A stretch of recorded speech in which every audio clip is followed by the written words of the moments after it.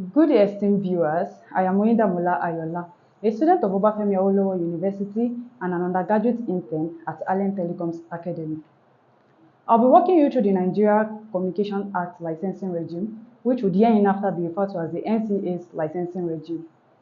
Licensing plays a vital role in the telecommunication regulation because it provides legal framework for telecom operators to carry out their duties. In simpler terms, licensing refers to the process through which the state or the government grants permission to telecom companies to carry out their duties under specific conditions. The NCA outlines the rules and the conditions that service providers must meet in order to deploy network and offer services. These rules include understanding what licensing means, the types of licenses, the duties of these licenses under the NCA, and so on. Licensing helps to maintain standards and promote competition. It also makes services available for everybody, including those in the underserved areas. These licenses are granted by the NCC, an acronym for Nigerian Communications Commission, under the NCA of 2003. Without these licenses, no one is legally authorized to set up a telecommunication service in Nigeria. Now moving on to the NCA's licensing regime. This system is central to the NCC's mandate for regulating Nigeria telecom industry in Nigeria. Section 31, subsection 1 of the NCA 2003 specifically prohibits anyone from operating a telecommunication service without a license from the NCC. Violation of these rules will lead to payment of fines, imprisonment, penalties, or even confiscation of equipment.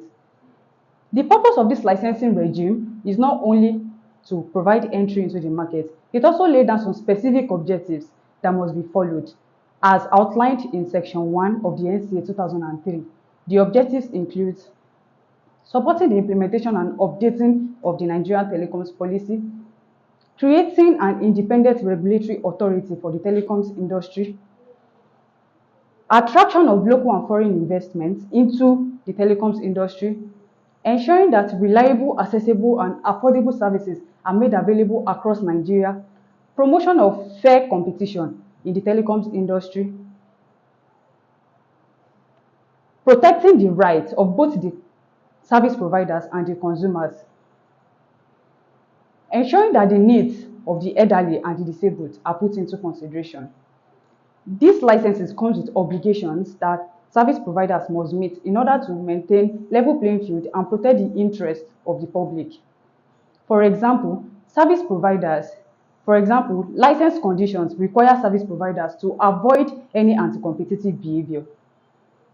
The NCC also includes some specific obligations which are related to consumer protection, technical standards, and rollout of services. If a service provider doesn't follow these conditions or these obligations, the NCC can suspend or revoke their licenses as outlined in the Unified Access Service License.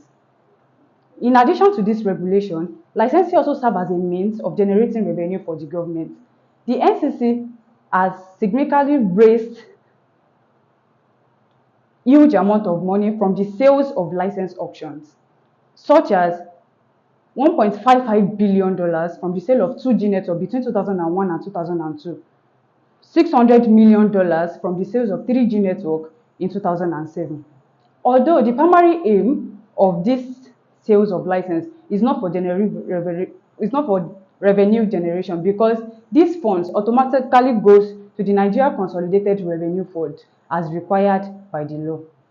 In conclusion, the NCA's licensing regime is vital for the regulation of the telecoms industry. It ensures that service providers maintain standards, operate fairly, and contribute to the growth of the nation. Licensing does not only protect consumers, it promotes competition and grow the telecoms industry. For more information on telecommunication, visit our YouTube channel at Allen Solicitors. Thank you.